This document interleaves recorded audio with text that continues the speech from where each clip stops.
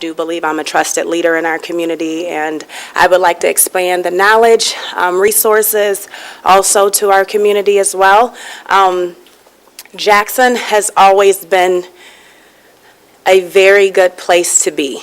I know there is a lot of negatives with that, but this is an opportunity to actually expand, shift some more paradigms, and I'm here to help with that. I've worked for Jackson County recently since 2013. I worked for the teen pregnancy prevention coordinator position. I worked at the abstinence coordinator position. I am very highly invested. I think that this will be a great opportunity, and I am standing to be able to come in behind Joe Beeman. And that's all my comments for now. Thank you. Thank you. Yes, sir. Hi, my name is Joe Beeman. I'm also a Jackson County resident, and I did wanted to come in. I've been talking with Commissioner Kennedy, and actually I got some advice from Commissioner Shotwell also. I do currently have a seat on the Jackson County Parks Board. I think we're kind of, I put the cart, I think, before the horse, which I do generally speaking when I'm operating. My plan is this is my final few months of the term that I'm going to be completing in 2022 this year for the Parks Board. And you know, in looking for this search and having the opportunity to work with the Parks Board for so long, around 10 years, seeing so many things kind of transition and change through it. As I was thinking about, you know, leaving the Parks Board, I thought that it was an important piece to find out, you know, to make sure that the Parks Board maintains a resemblance of our community. And so as I was looking around, I work with several individuals. I know that Nicoya has worked tirelessly just building bridges with people throughout the community. So kind of when it came down to it, it was kind of a no-brainer for me. I had opportunity to speak with other individuals on the board who seemed definitely open. They know Nicoya's work in the community and her background in recreation, a degree in recreation. I told her she's clearly more qualified than I was when I became on the Parks Board. But I just did want to let this body know that she does have my full support. I will be announcing my resignation probably in the next month or so from the board. I know, again, we need an application put in for Ms. Weatherspoon, and then some other things need to take place. But I appreciate your time today. Thank you.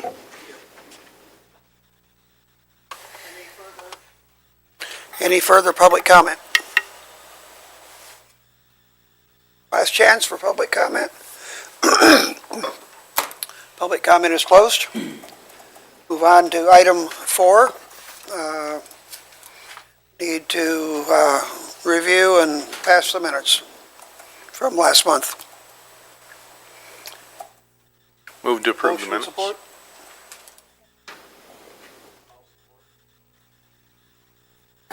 Supported by Pulaski. Do we have a second? We need the motion of support. Okay.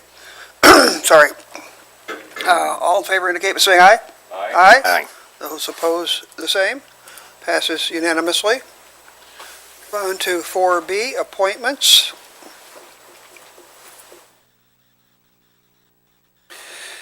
Okay, we have the Agricultural Preservation Board. Again, we have 2 current members, no applicants, so we will just keep re-advertising that. Question for the administrator. We have elected official in the township. It says his term expires 2024. He re-up somehow, or why are we replacing him? If I can, that's the new term. If we appoint somebody, that would be Oh, the new okay, term gotcha. that expires. Okay. All right. Okay, we'll move on to Brownfield Redevelopment Authority. We have 3 public seats. They all expire in 2025. Current member Brad Brzezinski, James Seitz, and Mark Schopmeyer. They have all reapplied, as well as Mary Walcott, Russ Jennings, Brian Boyer, and Mark Owen. What's your pleasure, board?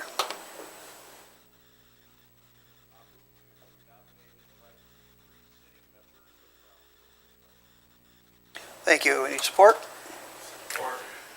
Okay, we have a motion support. All in favor indicate by saying aye. Aye. Those opposed, the same. Passes unanimously. Economic Development Corporation, it's a public seat, expires way out in 3 of 28. Phil Willis is the current member. He has applied, as well as Mark Owen. We have a motion support for Willis to continue to serve. All in favor indicate by saying aye. Aye. Those opposed, the same. Passes unanimously. Thank you, thank you. Next up, we have the Conservation District semi-annual report. Welcome, Lori. Good morning. Lori Fitzgibbons, for anybody who doesn't know who I am. I'm the district manager for the Jackson County Conservation District. I'll just do a quick rundown of what we've been up to for the past 6 months. We're in the middle of our annual tree sale right now. Numbers are looking really good so far. This is the last week for orders, and we're sold out of a lot of stuff, so it's looking good for that fundraiser this year. We were able to have a second household hazardous waste collection event. We held it in November. We had a little bit of money left over. We did get a Jackson Community Foundation grant to hold 2 very small collections this year after we lost the county money. And, okay, that's how I was planning on that. So we collected a total for the year, about 17,000 pounds. Normally we collect about 40 to 45,000 pounds. So we're looking for more funding for that. Let's see. We are undergoing, actually starting today and Thursday, my employees, we're still trying to keep up on the hazardous waste thing, so we are doing a hazardous waste, it's a HAZWOPER training, hazardous waste operations and early response training. My employees and myself are doing that today. We did have fall adopt a stream collection and our winter stonefly hunt. We had about 11 volunteers show up for those. We did find the streams that we did monitor were considered good quality. So let's see, grant administration. We do have we have all of the grants that we have had in the past, the CTI engineer, our hunter access program, our MEEP technician, which we just hired someone new for that. He started February 1st. Invasive species grant program. We are finishing up one grant, and we did get another one that's going to start in April, and we're still trying to use that money from the one in 2020 that was put on hold because of the whole COVID thing. And then we also got a GLRI grant for invasive species, which is the Great Lakes Restoration Initiative. We did get a small grant there that's going to focus on Tree of Heaven, which is a host for the Asian longhorn beetle. That starts this spring. Also, we were approved for a 2022 scrap tire collection grant. However, it was cut in half by the state. We applied for 28,000 like we did last year, which would have collected 14,000 scrap tires. We had 15 out of the 19 townships sign up to participate with us, and they cut it down to 14,000. So we had to cut a lot of the townships out. The Jackson County-wide collection's going to be smaller, so that's going to hurt a little bit this year. Hopefully that money will come back. I guess they had an overwhelming response from applicants this year, so they wanted to make sure everybody got something. So maybe that's one of the reasons why we got cut. But last year we collected like 100 tires less than what the maximum that we could have paid for with the grant. So this year we're only going to be able to collect half that, about 7,000 tires. So in my report, I just kind of listed some of the duties of each one of our employees. After we lost the recycling money, let me go back, because I did forget to put something in the grants, which is a very important grant. It's the first time since 2009 we did get a state operations grant this year.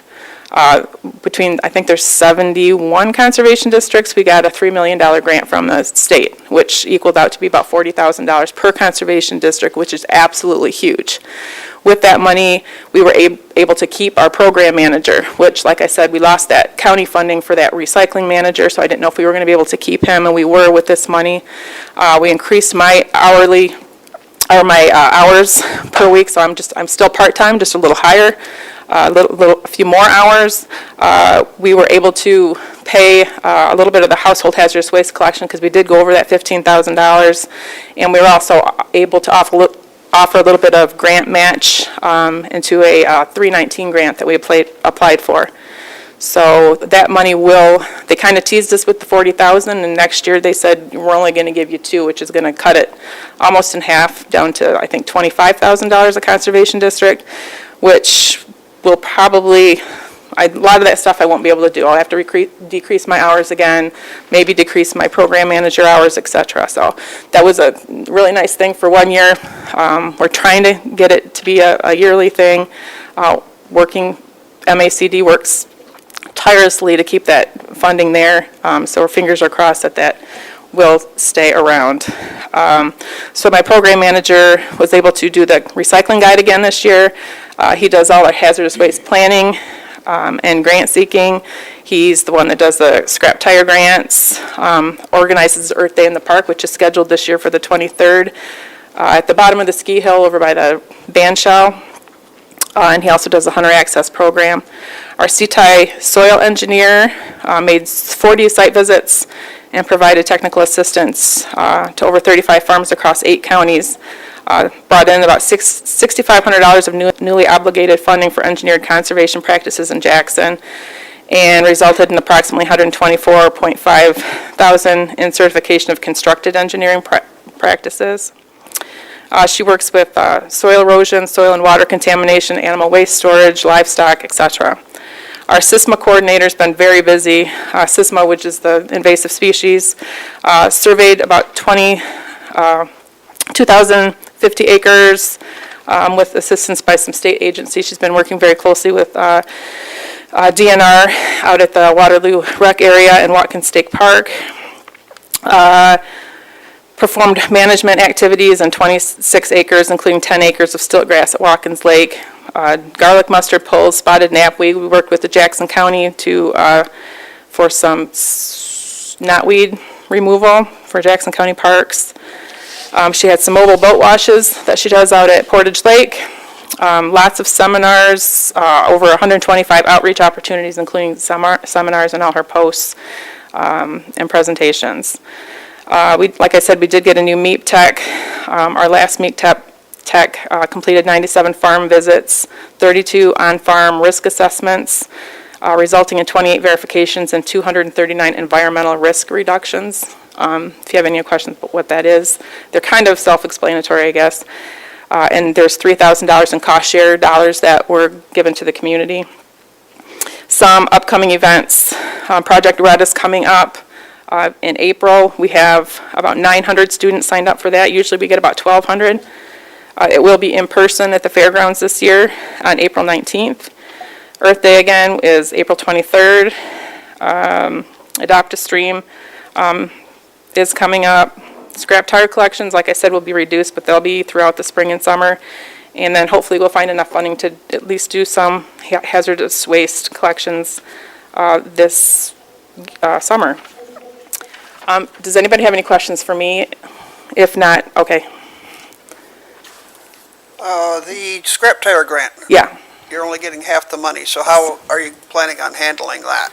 Well, we had to work with the townships. We actually asked the townships, because normally we've been doing this for 7, 8 years. It's been a long time, and we've always been able to accommodate anybody who's wanted to join in on it. And it's a lot of work actually trying to get the townships to, they have to figure out a date. We have to make arrangements with the hauling company, et cetera. So all that work is done before you apply for the grant. And now this year we did all that work and had to go to the townships. We actually asked them if anybody wants to volunteer to back out this year. And we did have some people say, okay, we'll just try for it next year. And then then it got to the point where we had to just take the first so many, and like there was a couple people that signed up late. We had to tell them that we couldn't, it was out of our control. Nobody was mad at us or anything, but as far as the countywide collection, we had 3 trailers reserved. We had to knock it down to 2. We always fill those 3 trailers, so we're going to have to turn people away at the collection. That doesn't make people happy. That's just something we have to learn to live with. We've had to do that in the past. That's why we raised our trailers up to 3. So some people will be upset. Some people are very understanding, and hopefully that money will come back next year. Question for you. Are you allowed by the guidelines for the grant to collect donations for every tire? We can. Well, yeah, we can take donations, and actually we have the option of charging per tire Right. as well. At the beginning, I think the first year we just charged for tires that were on rims.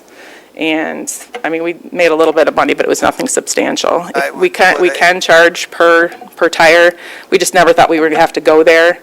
So, because everything was always paid for and, I think it would go a long way if you charge $1 or $2 per tire.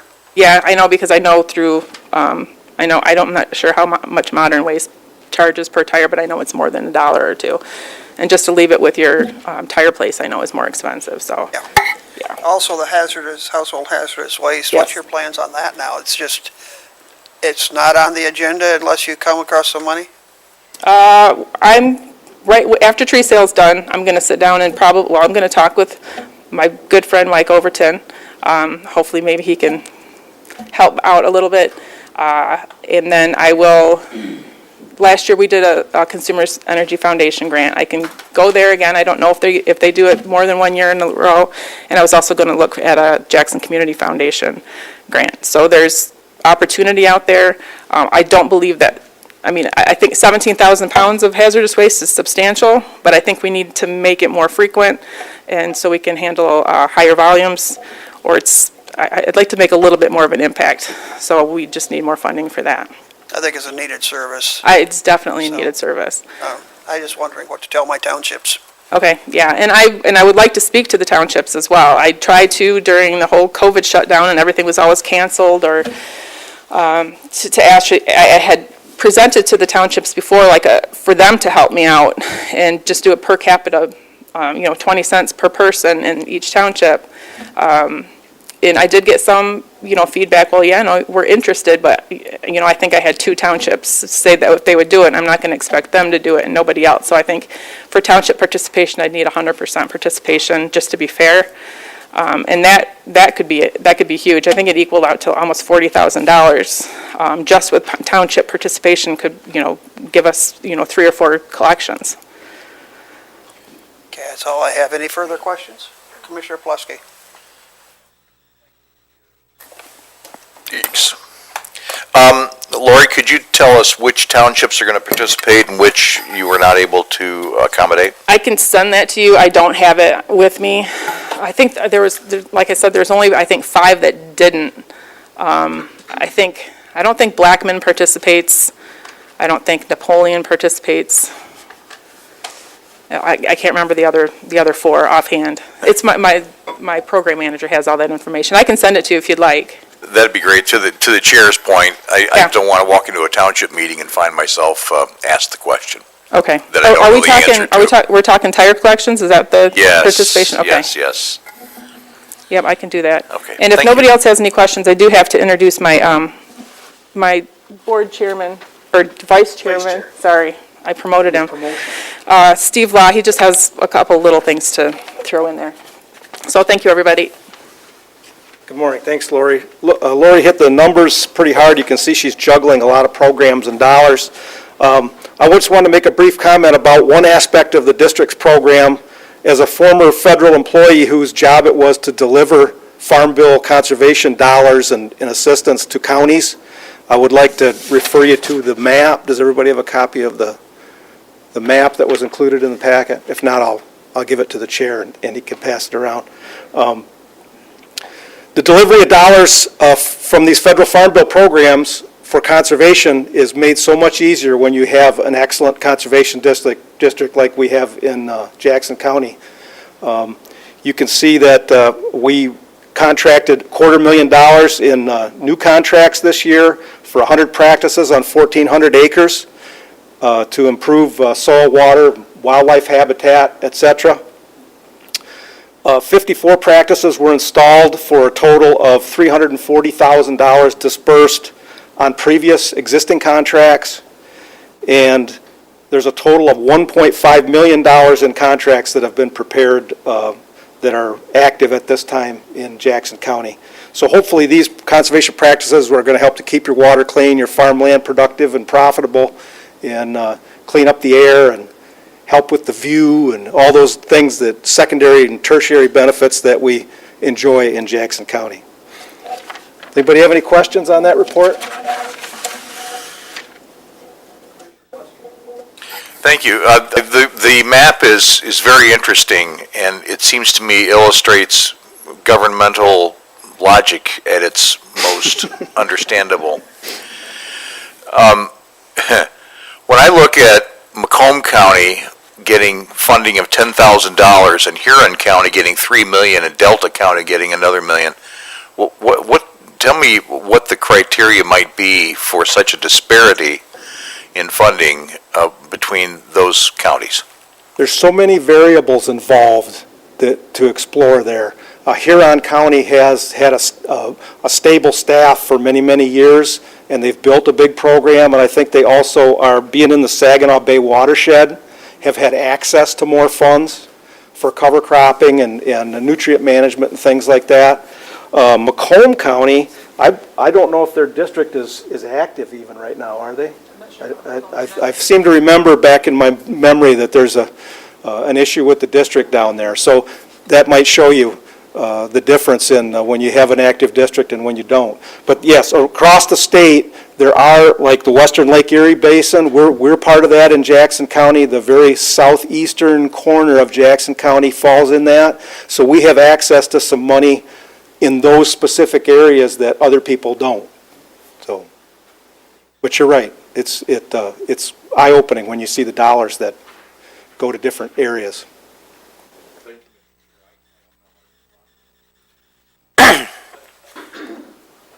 Chair Shotwell. Had the privilege in 2016 going to Washington to meet with the new president at that time, and his outreach was Michigan and the Great Lakes. He allocated funds specifically for invasive species control, Pragmites, all up and down the Saginaw Bay area, and also to attack it in the corridor of the St. Clair to Lake Erie corridor also. So that may be where you see part of that money being allocated. I know that when I visited then, that's when we gained the extra dollars for the Monroe and the Raisin River watershed. I'm interested to know, when you did your stonefly and you say the rivers are clean, did we do the beginnings of all four watersheds, or did we just do Grand River, or did we just do Raisin River? Right now, we're just doing the Grand River. Okay, so our analysis is what, north of Vandercook Lake, or south of Vandercook Lake, we're pretty clean, or were we down past all the We did sewer plants? Liberty, right behind like the Liberty Fire Station. Right. There's a Sharps Creek,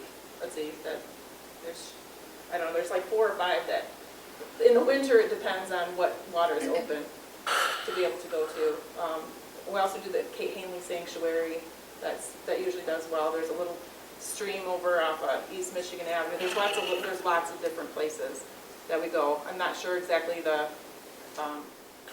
But nothing north of the 2 treatment plants to know what condition our water is in? I'm not sure. I'd have to ask my program manager. Okay. For a map.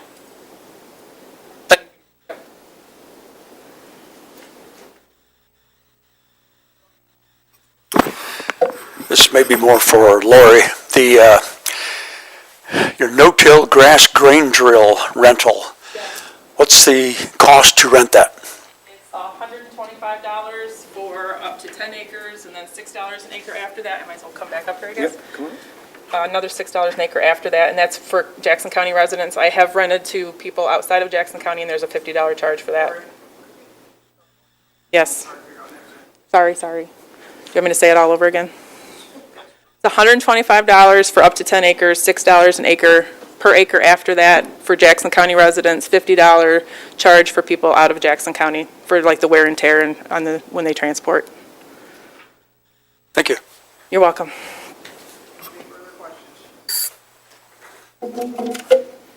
Yeah, and I just offer that if any commissioners would like to talk more about the funding and why it's despair, I'd be glad to have that conversation with you. Figure out how we can bring more money to Jackson. There we go. Thank you. Thank you.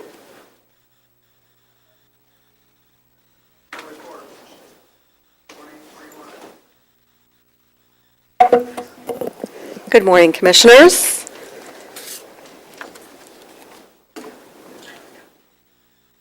All right, so you should have all received from me an email February 25th with my lovely 24-page report. And I haven't heard from anyone, so there's no questions, right? No, I'm just kidding. I'm not going to go through the report detail by detail. Obviously, there's a lot of data, there's a lot of information. Hopefully, you found it illuminating. I do want to take a minute to talk about some current updates that have happened since February 25th. Wanted to let you know it's now, March 7th. Our deadline is March 31st, and today we're at 387 parcels. That's parcels that could be vacant land, that could be houses, that could be garages. 387 parcels is what our count is today, which is good. It's down, comparatively speaking, and we were at 399 this time last year, so 12 parcels less. But so the good news is that we have less parcels that are entering into the foreclosure deadline, March 31st. So I wanted to make sure you all were aware of that. We're on track again to have less than 100 parcels heading into foreclosure, and that is always a good thing. I wanted to take a minute, too, to update new news on the Mechanic Street property, formerly known as Michener property. As you should be aware, I've reported out last year was probably my most recent update with regard to that property. We have petitioned the federal government to make that site a national priorities listing, and that was approved.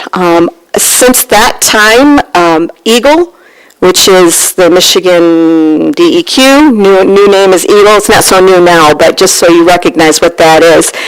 They have been on site for the past month and a half now, maybe even longer, doing sampling. So we have allowed them continuing access to that property to make sure that they can do whatever they need to do for all the data collection that they do at the state level.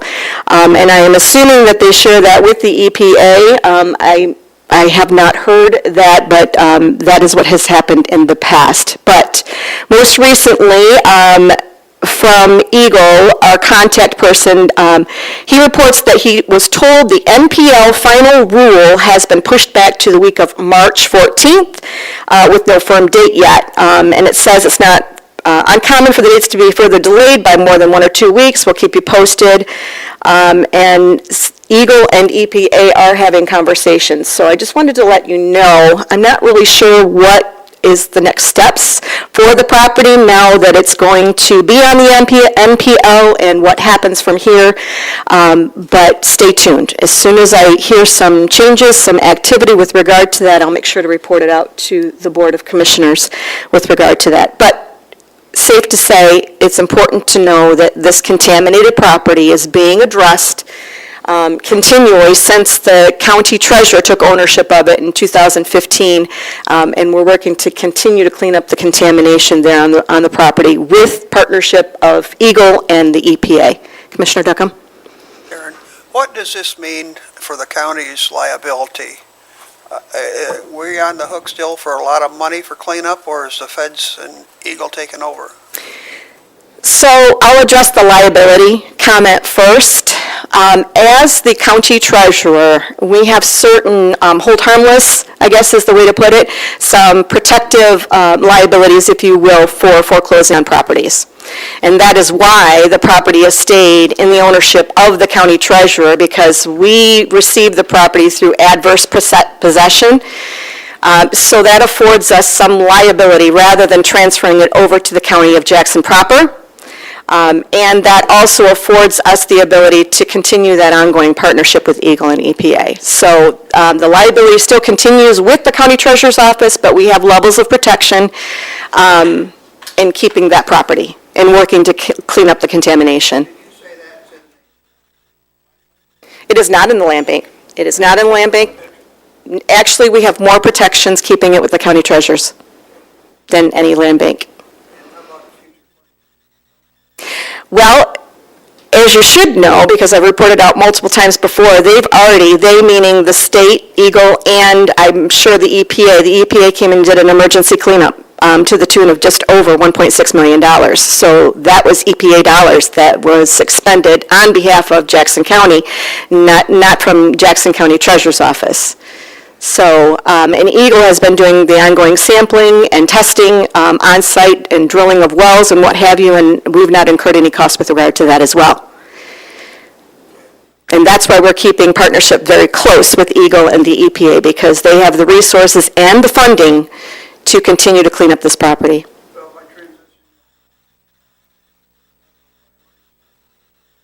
I would assume that we'll move forward with probably more resources, hopefully more financial resources, but my end goal still is to remove the property, take down the structures, obviously safely, so that there's no spread of contamination.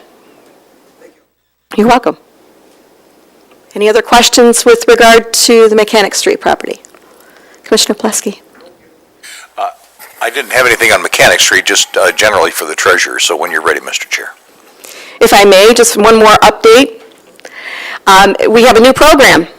It's, as you should know, the Step Forward Michigan was created back in 2010 and went into, I think it was June of 2020. So 10 years we had that program, wonderful program through the state and the MSHDA department directly, which assisted thousands of taxpayers who were at risk of foreclosure and preventing foreclosure for 10 years. Now, as you all are aware, COVID-19 happened, and there were millions, if not trillions of dollars that were coming from the federal government trickled down to the state level.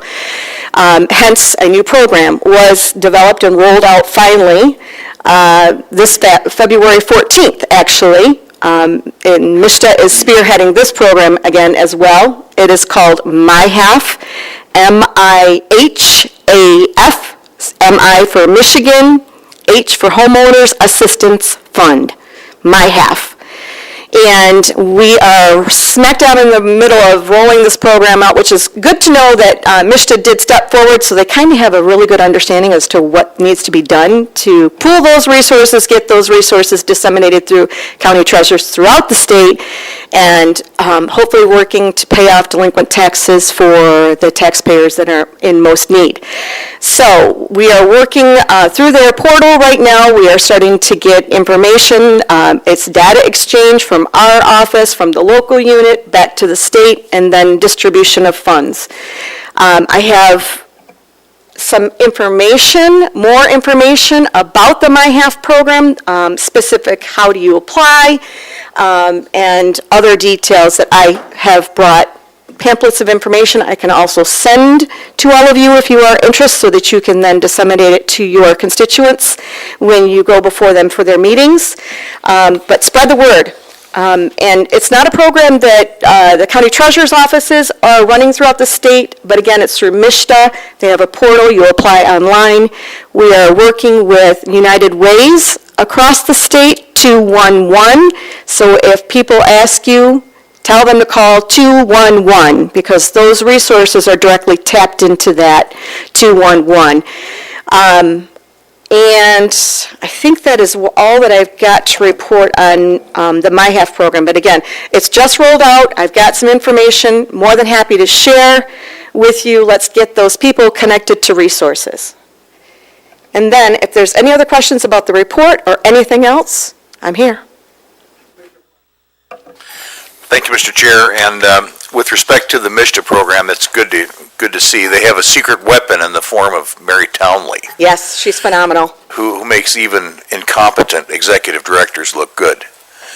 I would add, I've had a question from a couple of my township treasurers about the personal property collections process and the funding of the bond. And so perhaps, Madam Treasurer, if you would describe the plan that's going forward with respect to the collection of personal property taxes, which I understand is the statutory responsibility of each township. Correct. If you would please describe the history briefly, and the plan with respect to the bond. Thank you. Very good. Yeah, thank you for briefly, because there is a story behind this, definitely. So the county treasurer's office in Jackson County for 32 years has collected delinquent personal property taxes from the local units on their behalf. My predecessor set that up, and when we began looking at things in our office and re-engineering processes and questions were asked, and we kind of said, well, why are we doing this? Then we dug a little deeper and found out that per the law, there has to be some type of a written agreement, like a contract between the county treasurer and the Board of Commissioners to collect these delinquent personal property taxes on their behalf. There is no such document. So the reason for the change is because that we're not compliant with the law. That's first and foremost. And through our analysis, we found out that it's not cost-effective for us to continue to chase after delinquent personal property taxes. And I can go into further justification and further storytelling. The laws have changed with collection of delinquent personal property taxes and personal property taxes that have changed. And actually, if you look at the chart that's in my report, you can see the downward trend in collection of delinquent personal property taxes. So there's a bigger story here, but first and foremost, we wanted to become compliant with the law. And as Commissioner Plesky said, according to the Michigan Township Association, it is their statutory responsibility to collect the delinquent personal property taxes at the local level. I will tell you, through this process, since we notified the county or the local treasurers back in October, we let them know the process was going to be changing in the form of a written letter. They weren't very happy about that because change is hard. But as we began looking at this process, we have talked multiple times to all of the local treasurers. We've been to meetings and where we've had open conversation, open dialogue to hear what their concerns were. We've also provided numerous resources to help them in this change, this new collection process that they have to now begin. Again, I will say Jackson County is one of 5 counties throughout the state of Michigan that was doing this process. Only 5. So, Michigan Municipal Treasurers Association is a fabulous resource. We have pointed and directed our locals to them, and we will work with them during this change in this process. Things we've learned. One of the pros to this, instead of all the cons, are if they begin the delinquent property tax collection for the personals, they now get to keep the penalties and interest, which would come over to us for our administrative duties for handling the collection. So that's a little bonus for them. We've also found that in speaking with the treasurers, they now are reaching out to their township assessors. And they're talking to their assessors about the properties that have these personal property taxes, and we're finding out that a lot of these businesses that have these personal property taxes are no longer in business, and they have not been in business for years. So through this process, we are learning that they're being more proactive at the local level and working directly with their township assessors and cleaning up tax rolls, and that's important. So I think there's been some good things that have come through the process. Unless there's other questions, I think that's kind of it briefly. But we're here to work with them through this process. I know it's different, I know it's new, but we are not dumping it in their laps. We will be there to help them through the process. And if you're curious about numbers, we did a quick tally, and I think there's 857 parcels, personal property parcels throughout the entire county. So there are some townships that have 1 parcel, 2 parcels, 11, 37. Blackman Township, Leone Township, and the city of Jackson have the largest number. And Blackman and Leone have the largest number because they have trailer parks and mobile home parks. And that is the type of bill we are talking about when the assessor goes out to these local units and assesses $5 for a step or $50 for a carport. So, if there's any further questions, hopefully that'll illuminate. What's the issue with the bond? Yes. The bonding requirement on the part of somebody, and I don't know who it is, if you would describe that again briefly. Yes, absolutely. And thank you, Mr. Chair, for your indulgence. So these are two separate issues. They were tie-barred together as part of my predecessor's plan when she negotiated this deal with the local units of government. She said, I will collect the delinquent personal property taxes on your behalf, and part of the deal is because I'm doing the collecting, you can take care of your bond, your statutory bond. So, when I changed things and said we will no longer collect delinquent personal property, then they said, well, why won't you cover the bond? And I said, we will cover the bond. This is their surety bond that local units of government have to provide for every tax collection cycle. So they need a bond in July to collect the taxes, and they need a bond to collect the taxes in the wintertime in December.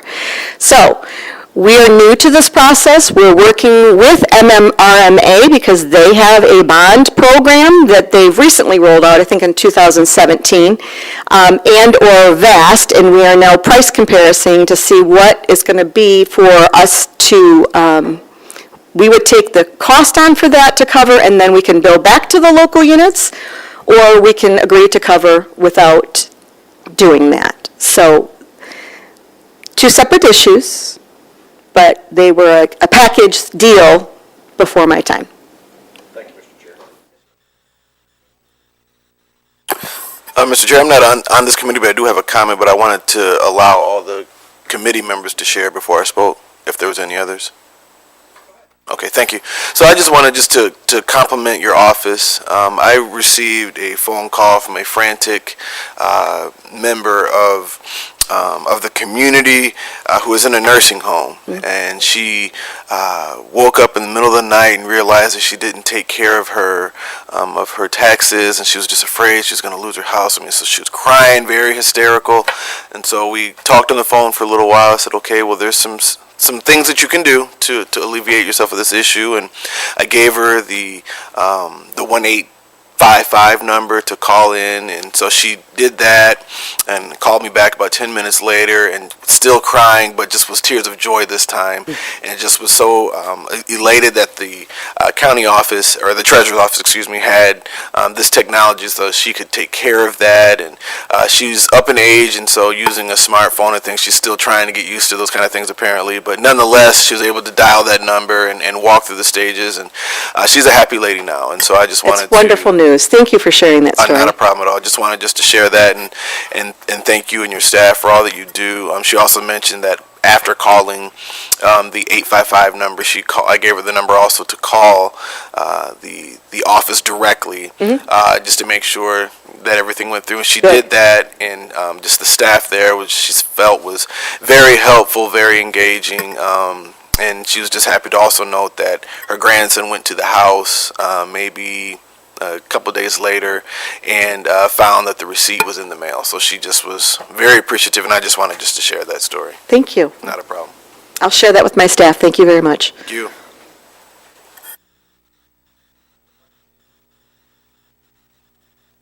Like I said, I've got resources on my half. Let's spread the word. Thank you.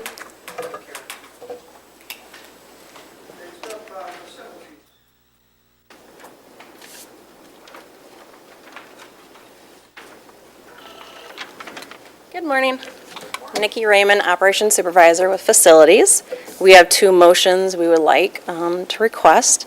The first one is to add one FTE at JCDOT.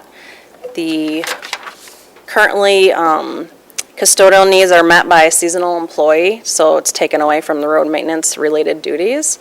And the outlining garages are being held, performed in-house at the expense of maintenance road duties also. And then the other request would be for one FTE at Lifeways. So it was pre-planned with their renovation project that it would be added into their budget to add another custodial person there. Mr. Chair, I'm prepared to move the recommendation, and then I have a question, if we can get support. I'll support that. I have a question, Mr. Chair. So, I just for clarification purposes, thank you, Mr. Chair. It seems to me that if it's JCDOT, their budget covers this person, and if it's Lifeways, their billing also covers this person. In other words, this is not a charge to our general fund. here at the county, and that these two organizations are aware of our plan and agree to it. Is that right? That's correct. Very good. Thank you, Mr. Chair. I have nothing further.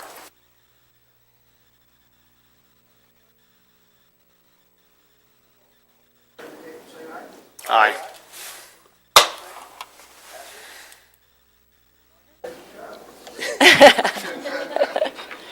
Well, Thank you.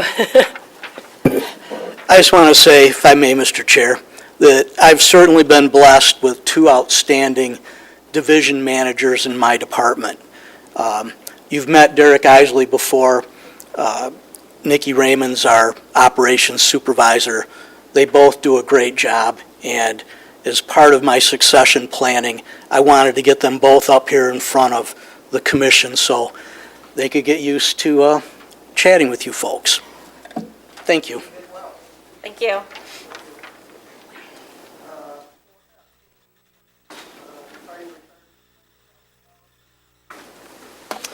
Good morning again, Commissioners. We're here, move that up a little bit so you can hear me.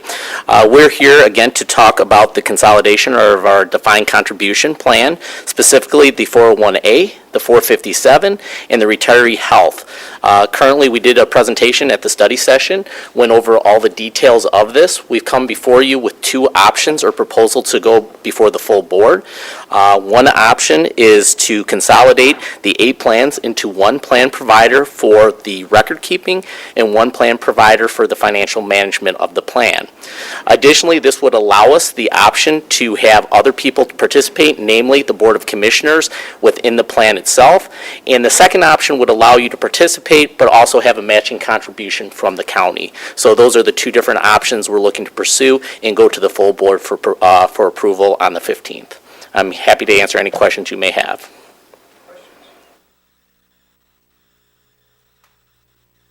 Go ahead. Management recommendation. Which one, option A or B? There's two options. I'm sorry. Did you describe it to me? I wasn't paying. That's okay. The first option would allow for commissioners to participate in the plan itself. The second option would allow them to participate, but would also allow a matching contribution from the county up to, well, it would be up to 5% matching contributions for commissioners specifically. I'll support that.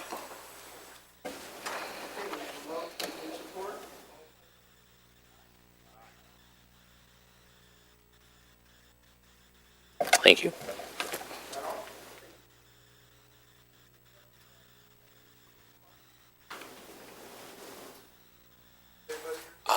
I can speak to that. Yeah. Yeah, Kyle had another meeting, so he couldn't make this.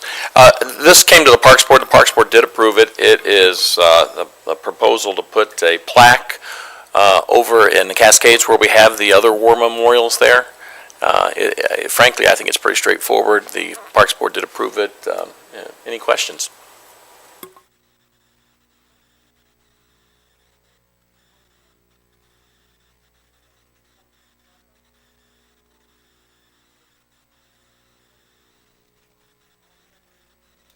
Aye.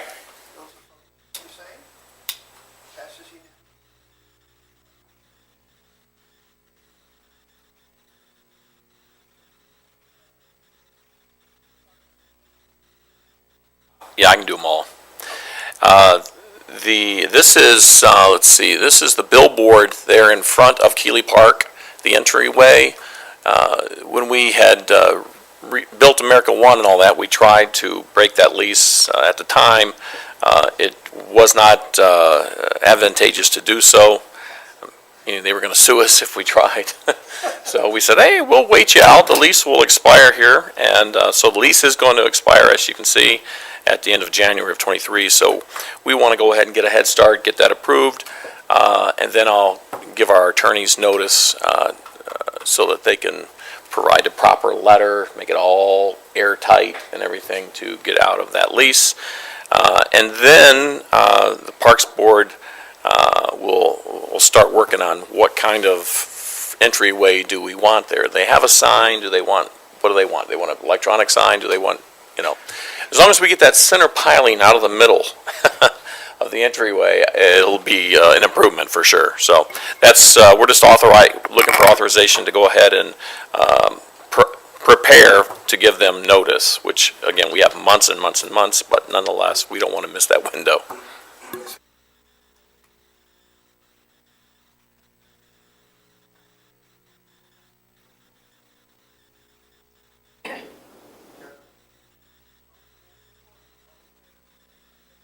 Aye.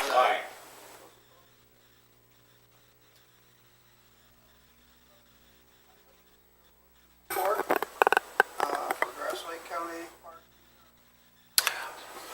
Again, I think this one's pretty straightforward. I don't know if any of the Parks Board wants to comment on it.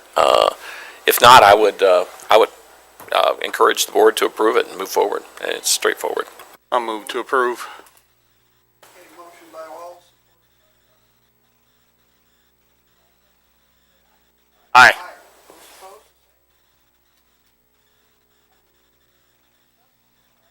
Finance.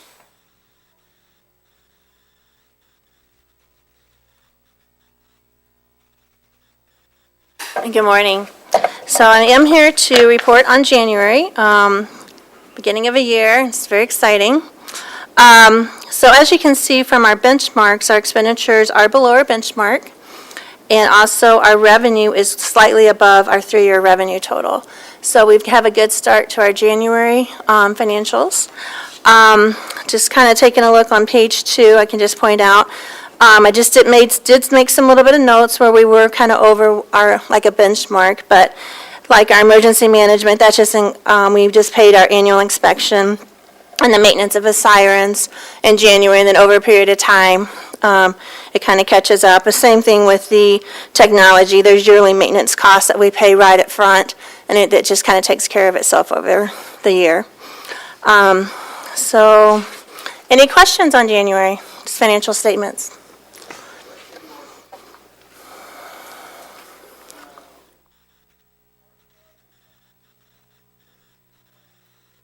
I'll move that. Support. Motion support, all in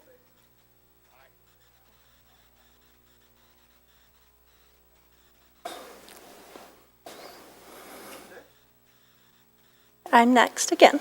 So, carryover, our capital budget carryover, this is something we bring to you in March every year and just ask for the funding that's in the capital project funds, which would be our public improvement fund, our falling waters trail fund, and our equipment replacement fund to go ahead and carry over to the next year. Are there any questions?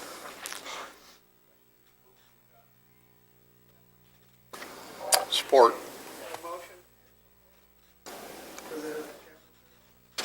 All in favor, indicate by saying aye. Aye. Those opposed, say. Passes unanimously. Okay, thank you.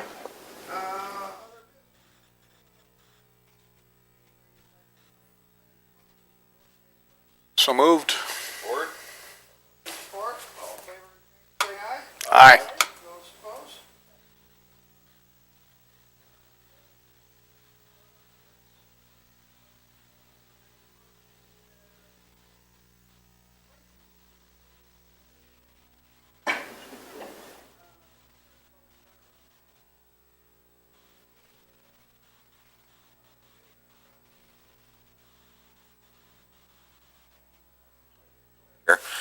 We had a couple of folks who were looking for appointments here at this meeting, and I kept frantically looking through my agenda to see where the appointments were, and did I, like next month sort of thing? I think Mr.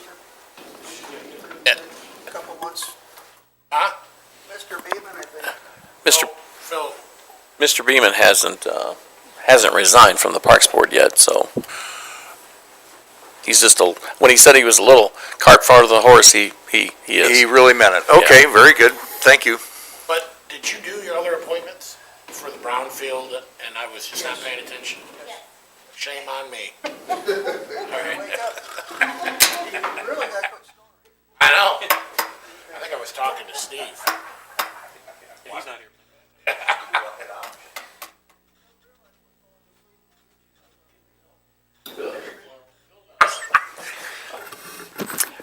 when we do appointments to various committees, it always indicates whether they're the current member of the committee or not, and if they're just a new applicant. What would be helpful for me is that when we are evaluating, this is the current person holding that position, what was their attendance? The point of being on a committee is that you help that committee function, and you can't do that if you're absent most of the time. Previously, we've had people appointed to committees that attended 2 meetings out of 12, and if that's their attendance record, then I would rather put a new person in their place instead of keeping them in just because they were there last time. So if there's any way we can get attendance records before we evaluate appointments. Thank you. Yeah, that's simply available upon request. And sometimes 2 out of 12 might be the best we can get on there. But yeah, if there's somebody better, show up all the time. I mean, we do. Look at Region 2. Some people come for the dinner every year.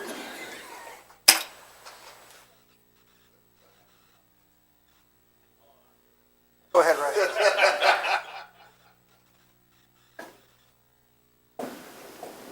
You have a comment, Ray? No, I'm good.